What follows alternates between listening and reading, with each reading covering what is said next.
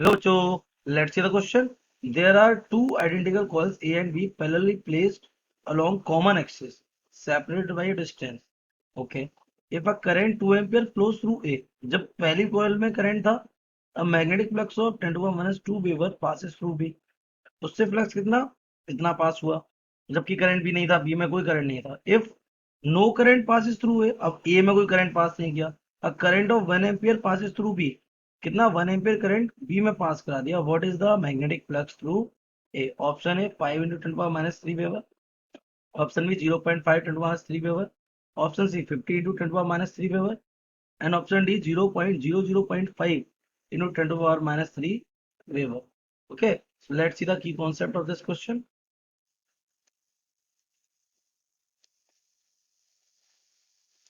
The key concept of this question is beta कि when flux is changed in one coil, then the flux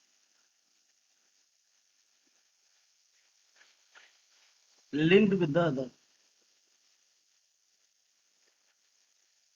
for example ये पहली coil है, इसमें current I1 दिया, तो flux इसमें आएगा कितना phi2, और ये phi2 किस पे डिपेंड करेगा? I1 पे. We can say the phi2 will be directly proportional to I1. और अगर करंट आपने इसमें दिया I2, तो फ्लक्स लिंक्ड होगा इसमें.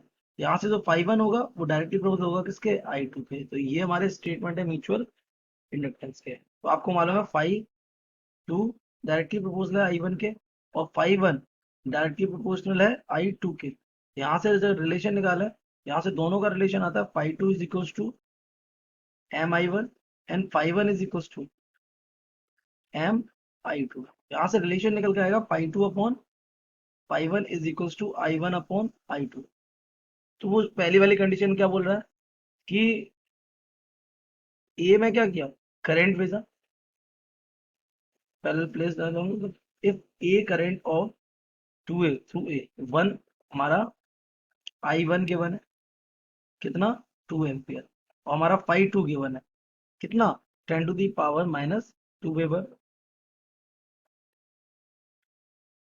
उसके बाद वो क्या कह रहा है, आपको I2 दे दिया उसने कितना, वो कह रहा है बी में करंट कितना है 1 एम्पियर. तो आपसे phi1 पूछ रहा है, सारी वैल्यूज यहाँ पुट कर दीजिए. यहाँ से phi2 अपॉन phi1, तो phi2 कितना हो जाएगा हमारा 10 to the power minus 2 upon phi1 आपको चाहिए इक्वल I1 कितना है हमारा, I1 is 2 ampere and I2 is 1 ampere. यहाँ से phi1 क्या हो जाएगा, phi1 will be equal to the,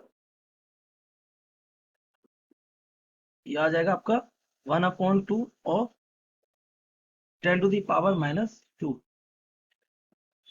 यहाँ से डिवाइड कर दीजिए, तो phi1 हमारा आ जाएगा 0.5 into 10 to the power minus 2, और phi1 इक्वल आ जाएगा कितना 5 into 10 to the power minus 3 of weber.